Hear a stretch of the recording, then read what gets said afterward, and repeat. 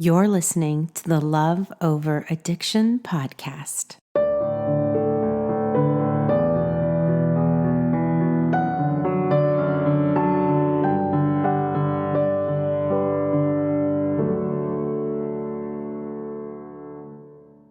Hi, it's Jo, and today we have an interview with Michelle and one of our Love Over Addiction sisters. And you are going to hear all about her partner. She's been married for over 35 years, and what it's really like to be in and out of rehab and how she uses her boundaries and staying in her lane to really make her marriage work. I know her story is going to be super inspiring for a lot of you, so I hope you enjoy. And one other thing before we listen that we always like to remind people of is that we are a judgment free community. That means that any woman can come into this community and feel safe and accepted regardless of her religious beliefs, where she's from, who she's with, anything like that. So keep an open mind, as always, with any interview, and please make space for this kind and smart woman who's sharing her personal story with us. Thank you. Enjoy. So let's start at the beginning. I love to ask this question. How did you meet your husband, and when did you start knowing that there was really an issue going on? When did you catch those little red flags? I met my husband when I was 20. He's a musician, and he was playing in a band. Okay. So were you watching him play? Like, did you watch him play, or? Correct. Yes. It was a place that I lived in, a small community that we would go out and listen to bands in a bar. So that would have been in 1980. My goodness, yeah. Oh, wow. 1981. No, I'm sorry, 1981. Yeah, 1981. Yes. Okay, so 1981, so you saw him playing. Right. And being part of a band, there was always, alcohol around and drinking and partying, and, I social drank and went out and listened to him play. So when did I notice things to be really off? Probably,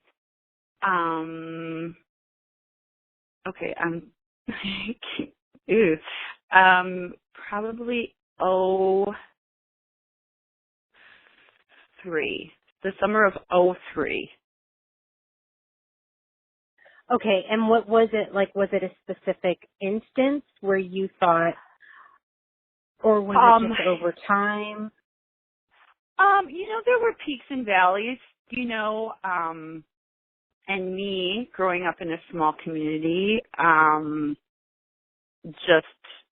in a Christian environment, just knew that within a marriage, you're going to have peaks and valleys of relationship. But that summer particularly, he had quit a job and then went into real estate. And me, I am a teacher. So that summer, we had young teenage and a little younger children that he wanted to go to a lake with myself and just go drink beer. And I felt that was just really not right. It felt Were you wrong. conflicted? Did you feel totally. conflicted? Totally. And I remember, I remember talking to my oldest son, who was 14 at that time, just saying how I just, felt strange about it. And he just said, well, Mom, Dad just probably wants to spend time with just you. And so I thought, okay, you know what? That's probably true. And just kind of let it go. Why do you think he didn't want your son around? I'm sorry? Why do you think he didn't want your 14-year-old son around? Well, and we had a 13-year-old and an 11-year-old. Because I felt like my husband was going through the time of his life, where, we had the 3 children in 3.5 years. And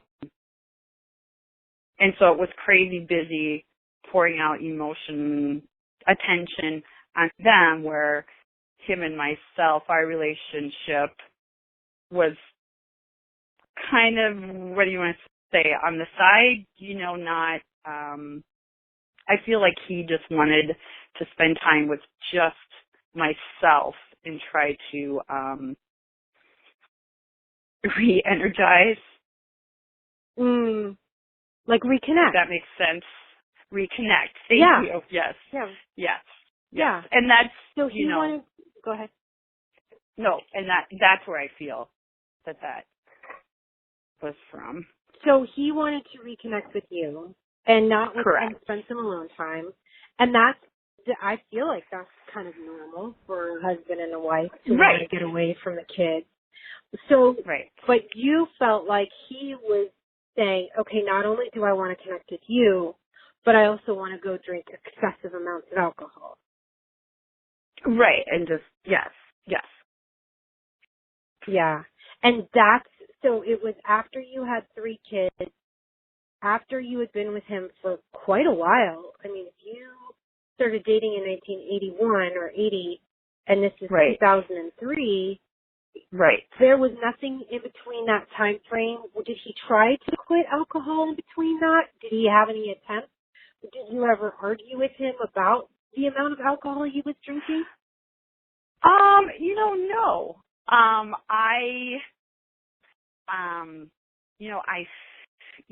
Going into conversation now,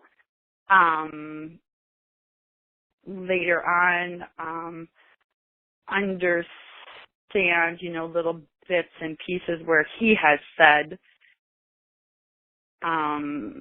he felt like he knew this was a problem way back when, but really hid it well.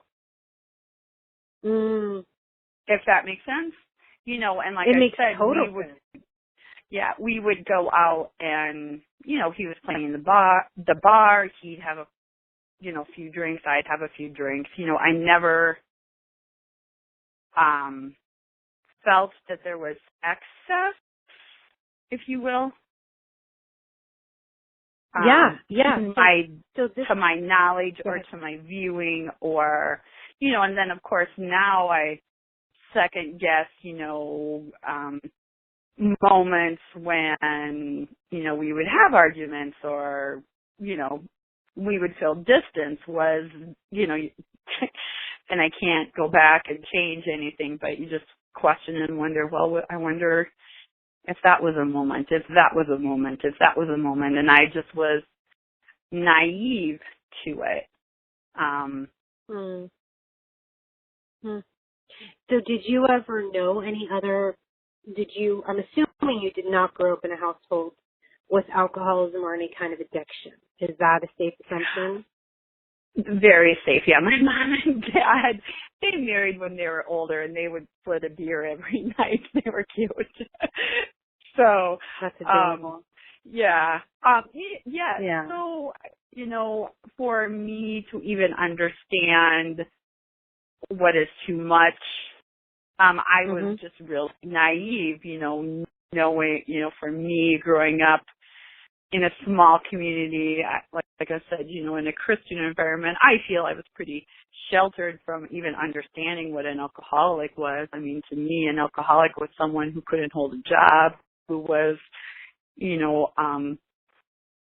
on the streets, living. That was what I had in my mind. I had really didn't have a great knowledge of, alcohol and drug I think that's usage. Yeah, no, I think that's such a wonderful point that you bring up, because I think so many women now, when they hear that, are going to be nodding their head, or Yeah. because I think a lot of us didn't understand what we were getting into.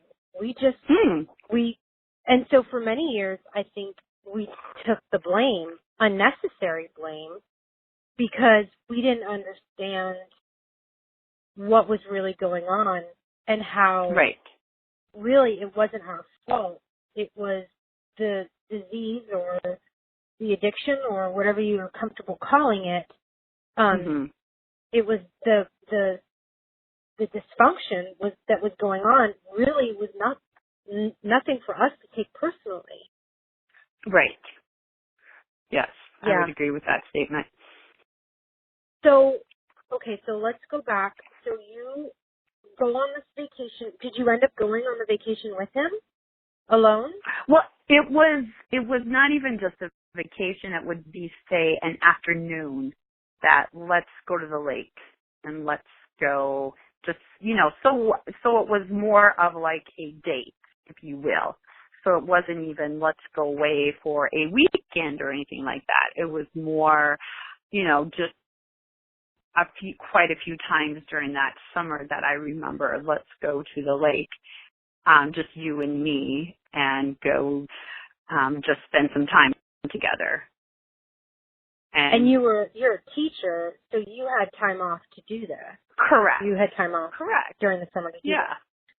Got it. So Right. how did you feel when he would suggest going up to the lake for the afternoon? Like I said, I felt uncomfortable, and that's when I, just kind of talked to my son about it, and he just kind of said, well, Mom, Dad just probably wants to spend time with you. So, I just kind of brushed it off as that, and like I said, I felt like he was really going through, if you want to call it a midlife crisis, because he had quit his other job, gone into real estate, and just was really trying to soul search and unhappy. And maybe unhappy isn't the right word, but just trying to figure, he was unsettled, if you will. Yeah. And of course, like you said, go ahead. I mean, I had this conflicting, like, I want us to do things as a family. I get it. Okay. So there was that inner pull with me trying to discern what was the right thing to do. And so there were times that I did, and then times when I would suggest that we would do something as a family. Let me ask you a tough question. Okay. Did you love him? Were you in love with him? And would you rather spend time with your kids than with him? No, I was in love with him. But I have to tell you too, and this is gonna make me cry, sorry. After we were married in 82, we got pregnant right away. And then our first daughter died. She was stillborn. So then we went through and after she was, so I was 22 when she was born, and my husband was 26. So after she was born, after we buried her, the next day I was emotional, crying, and he just looked at me and said, no more. This needs to stop. And I just told him that I couldn't turn my emotions off. And if that is how he wanted to deal with it, that was totally fine. But I needed to grieve. So there was a little strain there, but we worked through it. We moved, and then we became infertile. I did. I was on fertility pills. He had to have an operation because he had varicose of the testicles, so he wasn't producing the sperm. So then we finally got pregnant and had our oldest son, and then we had, 4 years later, and what can I say? So then we had our children super close. So I think both of us were in love with each other.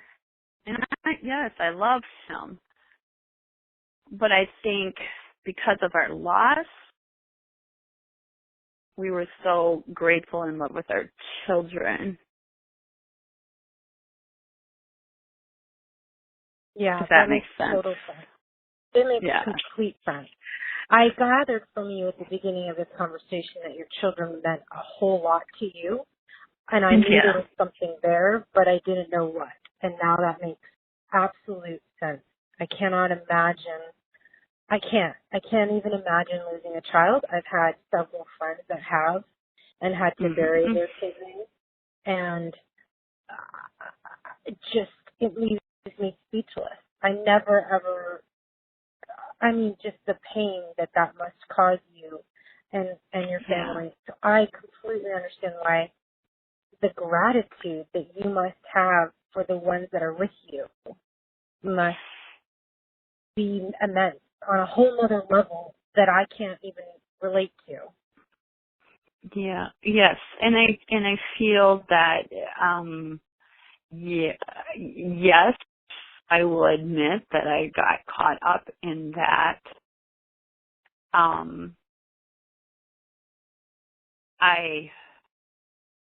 I feel like I loved my husband and still love him, but I also feel like I know that just my 3 children, the love for them probably consumed me at times. How is that? How is that? Just wanting their best interest in us spending time together as a family. And maybe that's just my perception, and maybe I didn't, but the guilt goes back and forth about that. But I must say that one thing that my husband moved back and forth in different jobs because he was with a chain. I was a cosmetologist at the time, and every time we moved, I was supportive and of him, encouraging. There was times when there was a job that he had that was so stressed him out so much that, I told him, what, God will provide. It's not worth you being so stressed out about this job. Nothing is worth that. And somehow things will work out. So, I do, and really did love him now too, but of course it's in a different way. So how do you love him differently today than you did back then? Because now I have more empathy for him, if you will. I love him, but there's been so many lies and broken promises and hurt and blame and all of that I would say that I'm not in love with him right now anymore. I totally was in love with him, but now I love him from afar as far as, just and I hope they're not walls. I feel like they're boundaries just because I can't. My heart's been broken too much. Yeah. I think you're loving him from a distance because you're protecting yourself. Because you've learned that living in vulnerability and trust results in pain and rejection. And who wants to live and keep offering somebody that kind of love when they can't give you that back? Correct. So what you're doing is smart. It doesn't make it, it's bad. It's always Mhm. bad, but it's smart and it's responsible and it's part of growing up and loving somebody with this disease. It's part of the package. It's part of accepting it. Right. So I think it's very, very wise of you to do that. Let's talk more about, is he only addicted to alcohol? Are there other things going on? Is there pornography or drugs or any kind of other things going on? Not to my knowledge, like in the beginning, he had some musician friends that would have that around, and he would partake. And I'll never forget when I was pregnant with our oldest or second child, and he had done some, and his nose was bleeding, and I remember just saying, okay, now we have we have a child. No more. This cannot go on anymore. And to my knowledge, he respected and understood and didn't. So I don't think so. But I have also learned not to discount any possibilities. Yeah. But I don't believe Yeah. so. But, I trust that he isn't, but yet, I say that with a statement that I can 97%. There's always that little piece of me that's going to always be, there's always a possibility because that trust has broken so many times. Yeah. Yeah. So where are you guys at in your marriage now? I mean, where's he in his recovery and where are you in your recovery? Well, after finally coming to terms, so probably about like I said, I questioned things in '03. Then we moved to another state, and then in '04, and then I would say probably in '09 is when I really started seeing things, crazy attitudes, and then in 11 when there was another job change and certain little accidents that I knew were of probably drinking too much alcohol, that there was alcohol involved, but I never had anything that I could be sure and stand on. And then I'm thinking in spring of 12 is when he admitted to how much he had been drinking.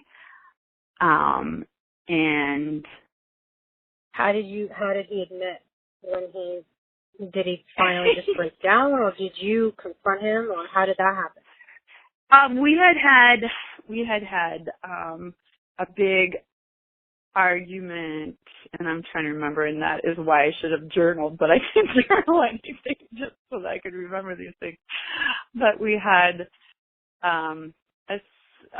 another time when we went out to dinner.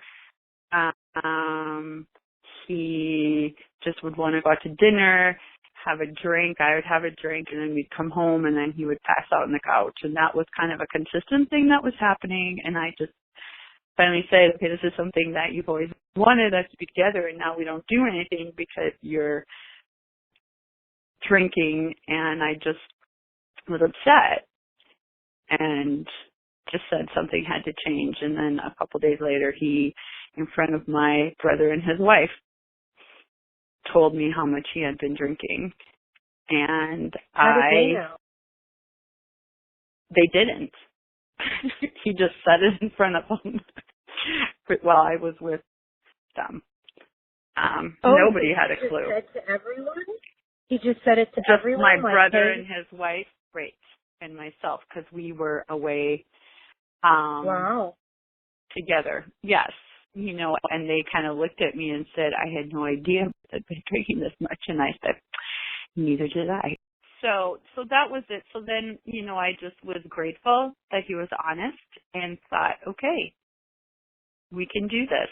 I mean, and of course me still thinking, you know, I know people who go through periods when they're drinking too much and they abstain and then everything's fine. So of course I'm thinking this is what we can do together. And then at that point, I encouraged him to go to counseling, because I could tell, I mean, just because of what he was going through, and he was just distraught, and just our children encouraged him to.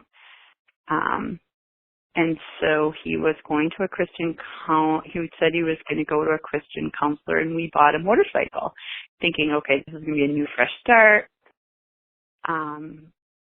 And I told him I would get on the motorcycle when I knew that he had gone to a counseling session to make sure that he was safe and okay. I mean, I knew that there were periods during that time too that he had been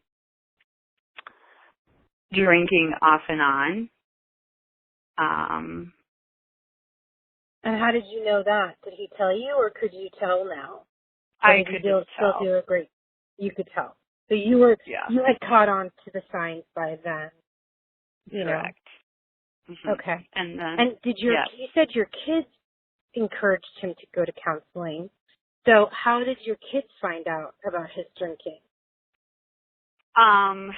You know, I believe that maybe I shared with them. I cannot remember if my husband did, or if, you know, but of course I assured them that things would be okay. You know, and at that point they could tell that that something was up with their dad, because he would be kind of, withdrawn when we would be doing things together as a family. Right. Well, kids know. I mean, they're smart. Yes. Even at a young age. You know, they're intelligent and they can sense things. They're not, a lot of times they think they don't have a clue. And they know so much more than we give them credit for. They know when things are off. They might not be able to identify why, but they get it. And that's why I love the fact, I'm always so pleased when I hear that parents, whether it's the husband or the wife, when there's addiction going on in the family, that when families are open about that's what's going on under their roof, or why a divorce is occurring, I think that is absolutely commendable and the wisest thing you can do, as long as you do it correctly, where you don't talk poorly about one another, you stick to the facts, you don't allow them to accept responsibility or blame when it's not their fault, and you're just very upfront with them.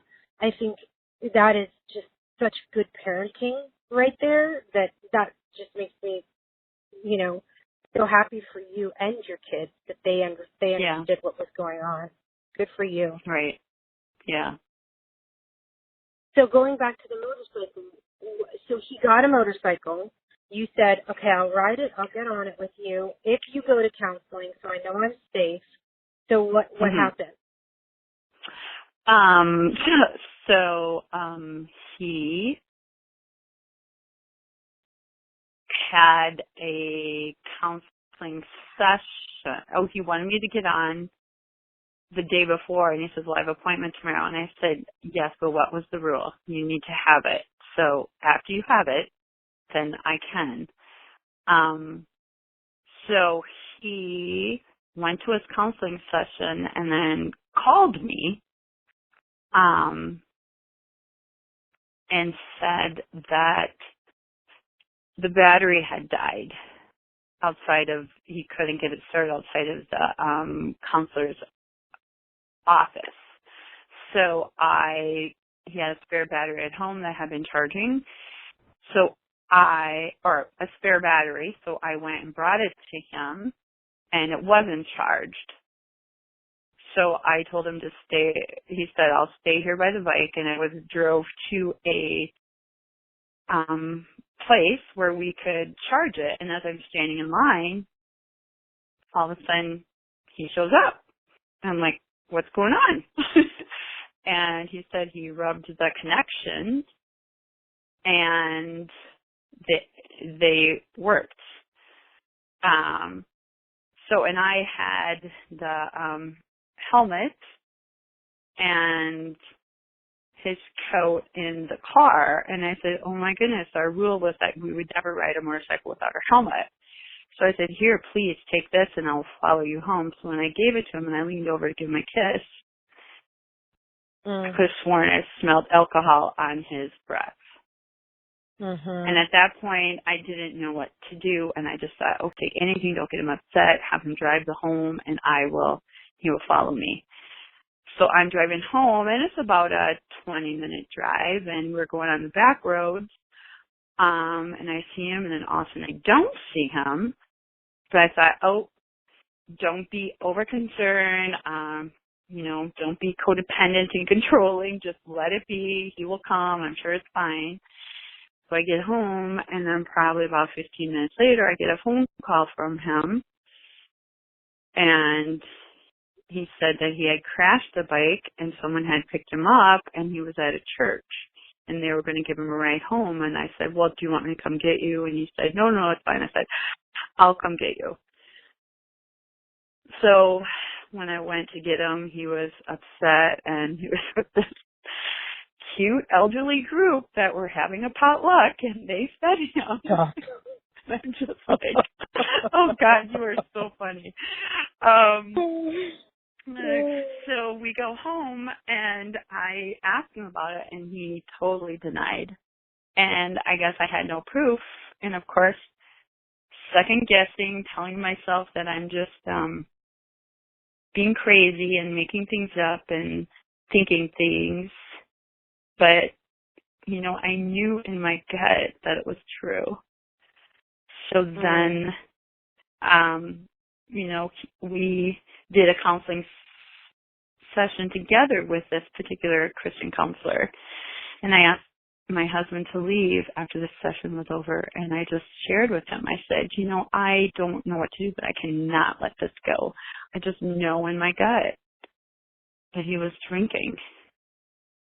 And, anytime I would bring it up, my husband would just get so angry with me.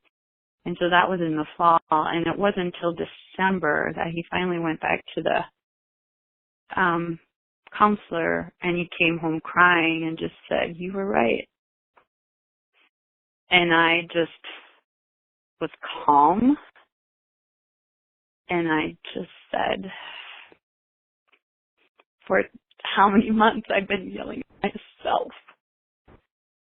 And I just said, and I knew that he had been drinking at that time too. I just asked him to please just go downstairs because I just needed to process this.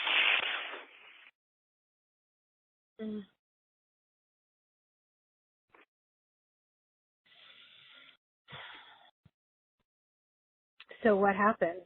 So he went downstairs, and you were left. And he just, and then I have a friend who is with a significant other who also is a alcoholic. So, called her and just, talked to him. He had been in treatment before, and just,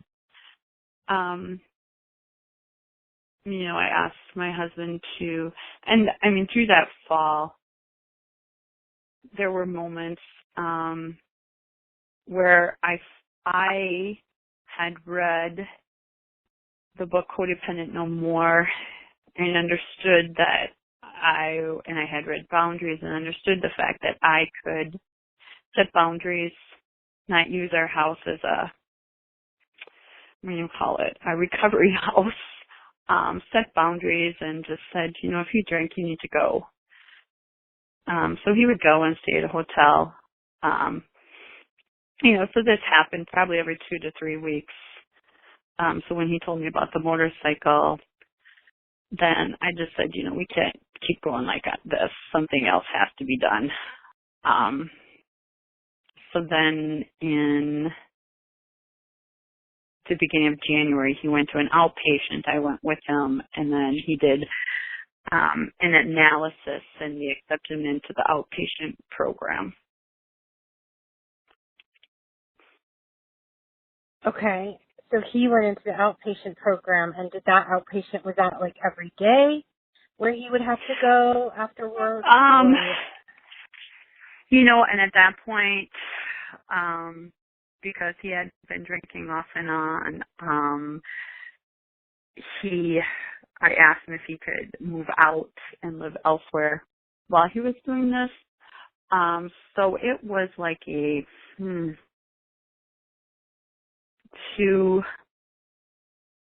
I believe it was 2 to 3 nights a week program. Okay. So you asked him to move out while he was doing that? Yes. That's really courageous of you. That's amazing. How did you get to that? You just were you just sick and tired of being sick and tired? Were you just checked out Yes. and done and needed to put your energy back into your kids and yourself? Well, and at that point, nobody was. Well, my youngest son was at home at that point. Okay. And the other two were out of the house in college. Or no, they had graduated, and my oldest son actually was going to get married in that summer, and so he had moved home just to save money because he was getting married. So, I just, and he admitted now, he said that year was awful.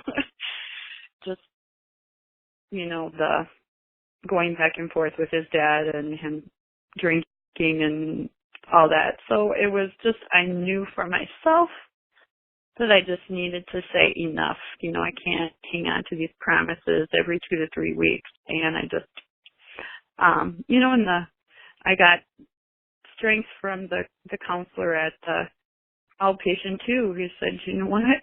He's going to beg to come back, but you got to be strong. You got to say no until you can see some progress. Did he beg to come back?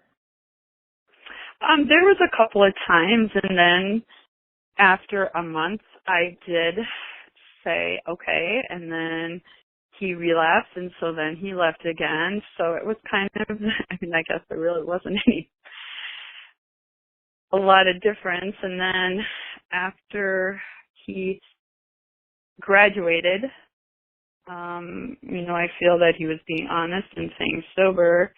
The day after he graduated, we were sitting on the couch and we were talking, and, I had gone to the ceremony and yada, yada, and I just knew. I looked at him, and I just said, you've been drinking. And he denied it, and I looked at him, and he said, yes, you're right, I have. And I just said, Wow. well, you know that tomorrow you have to leave. And you've just got to figure this out. Wow. Did your heart just sink because you thought, oh, of course, here's this monumental moment. He successfully, quote, graduated the program. He's totally equipped to finally make the changes he needs to, and it didn't even last a day. One day. Right. Not even give you. Right. Well, and I don't even know if it would have, if it would have been the whole week. Of course, then you're like, well, how long has it really been? Your mind spins, as you know. Yeah. But, and of course I just said, thank you, God, and gave praises to God and gave him all the glory. And I know with him all things are possible. So there's always hope. But you have to have the willing party to help in that hope, too.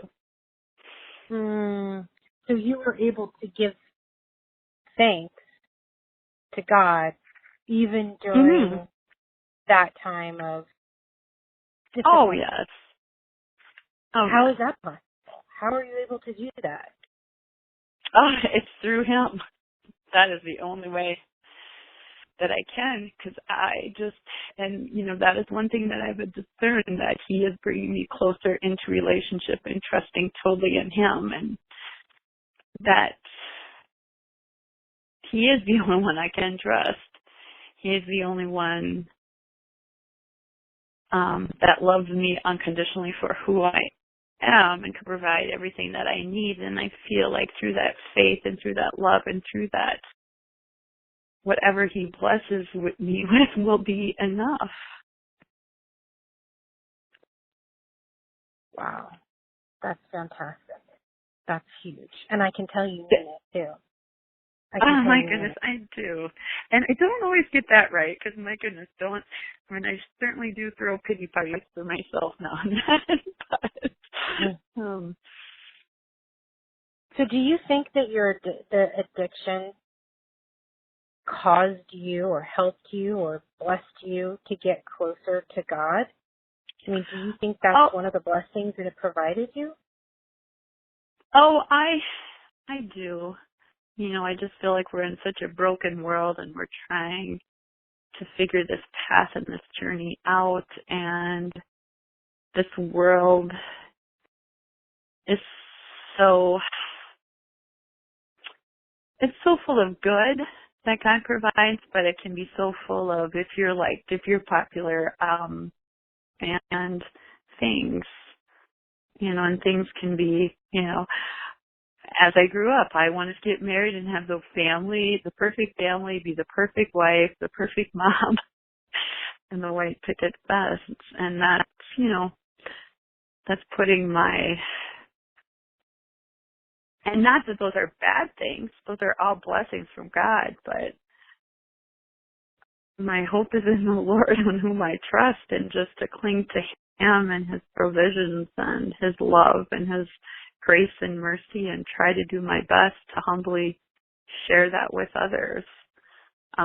It sure helped me with my judgments of other people, that anything can happen to anybody. It's not about following the rules. It's about being the hands and feet, accepting it and being at that. Yeah. So where are you at today with your husband? What are things like for you today? So then, after he relapsed, then, I again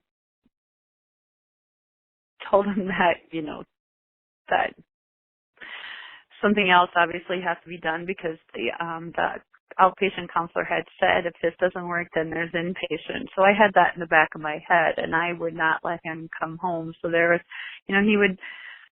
he called and begged me and blamed me, and I said, okay, but you need to decide where you're going to go. And so he did find a place. And I've got to tell you this, Michelle, when you worry about, when people, my husband always would worry about money, and I was not one to worry about money. I always felt like money has never been an object of my idleness or whatever. I am fine with driving a car that's got, 300,000 miles on it. I just don't need a lot. And he would think that means you don't care. And for me, it was not that I didn't care. It's just that I know that, like, look at the birds of the air. They do not toil or worry. I try to cling to that. So he had to get a release from job to go to it, found an inpatient, and it was out of pocket, didn't take insurance, plus our youngest son was getting married in August. So the inpatient cost $5,000. So 1 week into, no, maybe it was 2 weeks into him in the inpatient, I get an anonymous check for $5,000.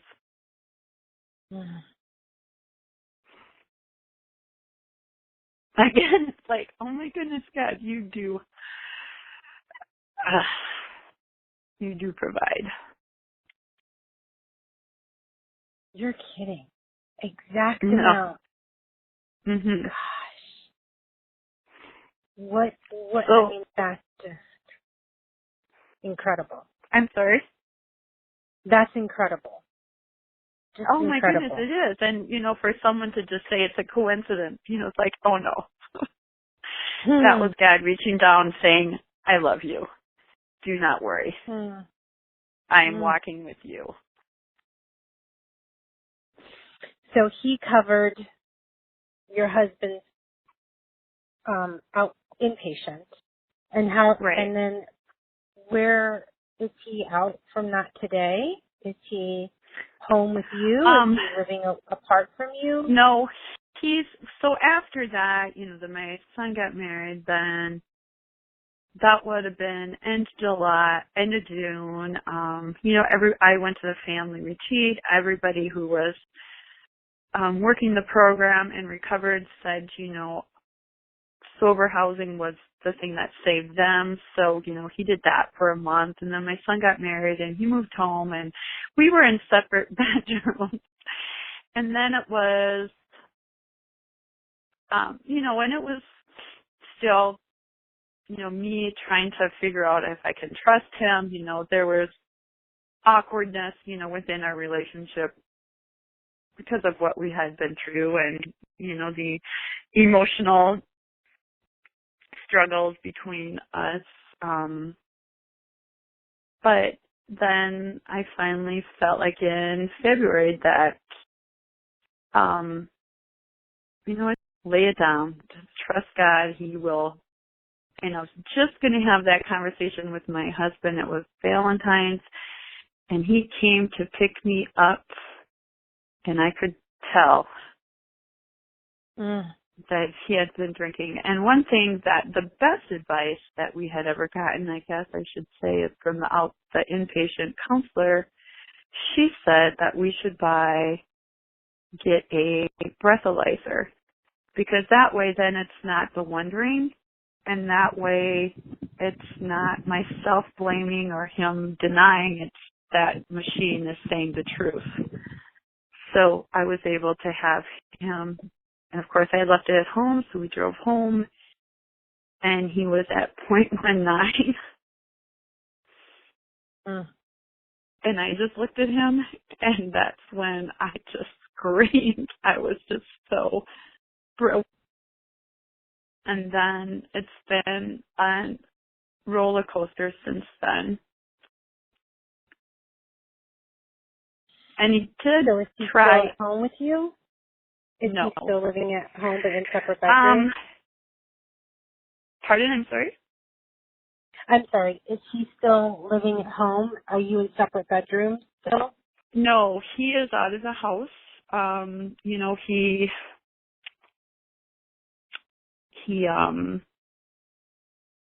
We had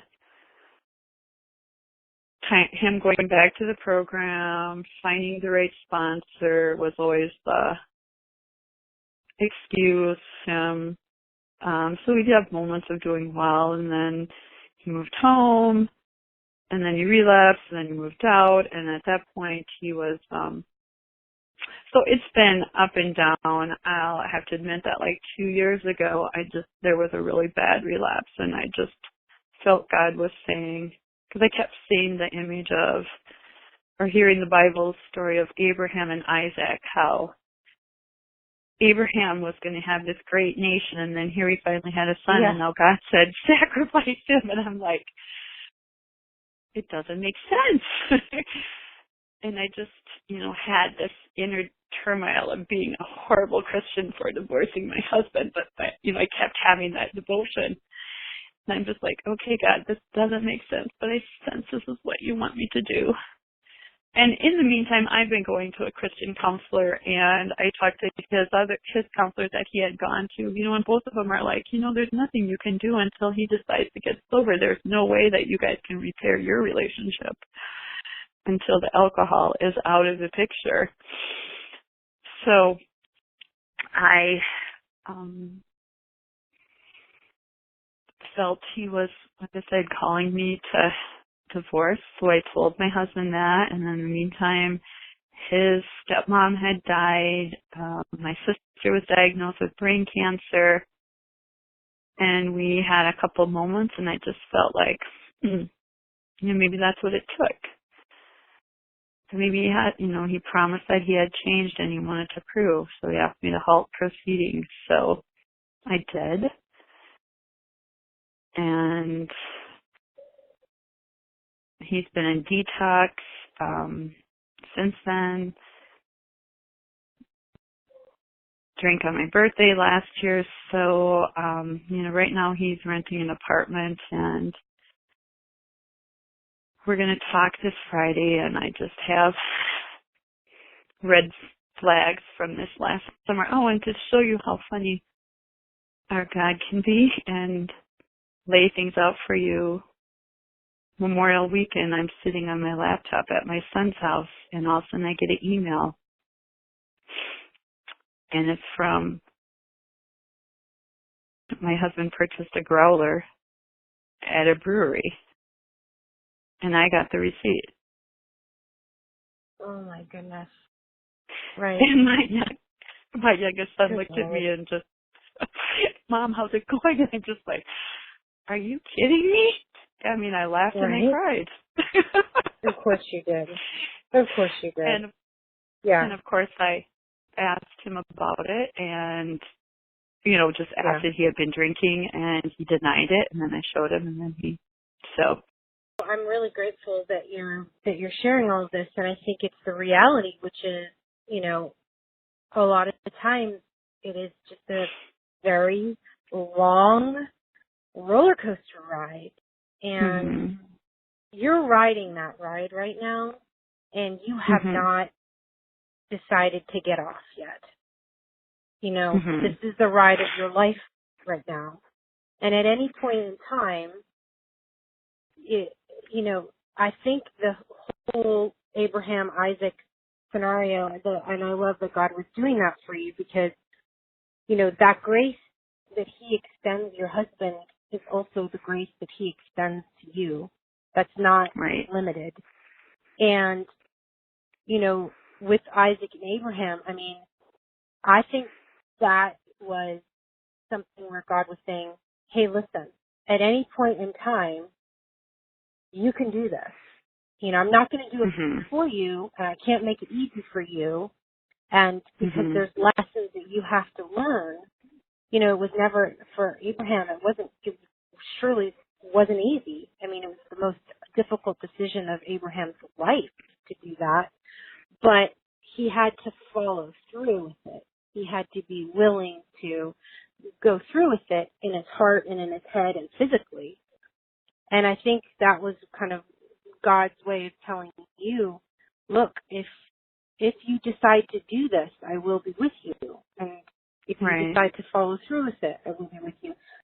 Whether it's today, tomorrow, 5 years from now, or never, and the decision is yours. And that's one thing that I always try to stress in our community is that, we're not here to tell you whether to leave or to stay. That's not what this program is about. It's not a program to get you to figure out or to convince you to do something. It's just, giving you the tools to really help, deal with him on a day-to-day basis. So but yeah, I mean, I think that, you said it, and you know it. And this Friday, when you go to talk to him, it's going to be him trying to convince you to go return to old patterns, Mhm. and old ways of life. And you can choose Mhm. to do that, but Right. if you do, when I chose to keep accepting my husband back, I had to really own up to, I had to adjust my expectations. I had to go in, I had to say, okay, come back, but I'm not expecting you to stay sober. And I'm not expecting you to stick around. I'm not even expecting you to be nice to me. If all of that Mhm. happens, that would be a lovely surprise. Right. But, I'm not going to, the scales have been removed from my eyes. I see very clearly now.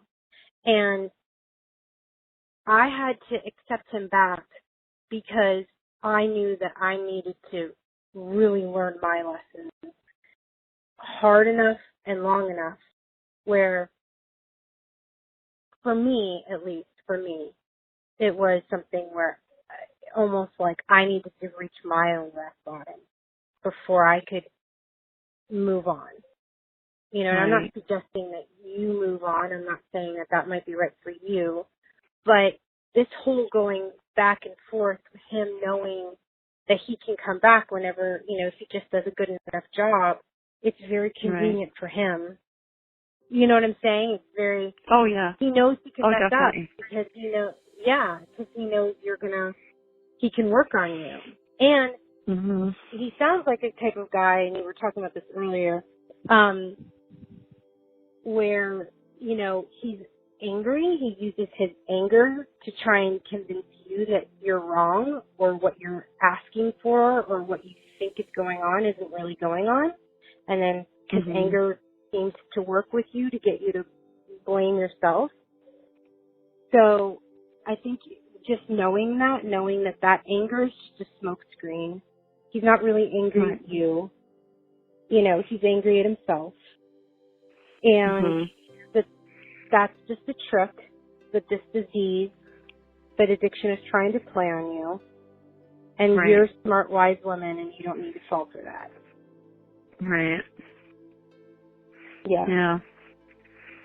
I Well, appreciate I that. think no problem. No problem at all. And I really appreciate you sharing your story and being willing to talk about just being honest and where you're at Oh. and that you don't quite have everything figured out right now, and that's okay. And you're just following, God's lead, which I think is beautiful and perfect and so inspirational. I think it will help many. Yeah. Well, I hope so. Well, this is good therapy for me just to talk, and I mean, I think telling your story out loud makes you realize, wow, sometimes you don't hear your own story or know your own story or the gravity of your story until you're saying it out loud. Isn't that true? That's so true. Yeah. Yeah. Yeah. Well, I'm Yeah. so grateful. Thank you so much. I really appreciate it. If you're ready to start your own recovery and healing, you can find out more about the Love Over Addiction program by visiting loveoveraddiction.com/LOA. And be sure and subscribe to this podcast wherever you listen so you never miss an episode. All right, we'll talk to you later. This podcast is created for your support, encouragement, and entertainment with Michelle's personal thoughts and beliefs. From one woman to another, bonded together by the fact we love someone suffering from addiction. This is not intended as a substitute for therapy or advice from a professional.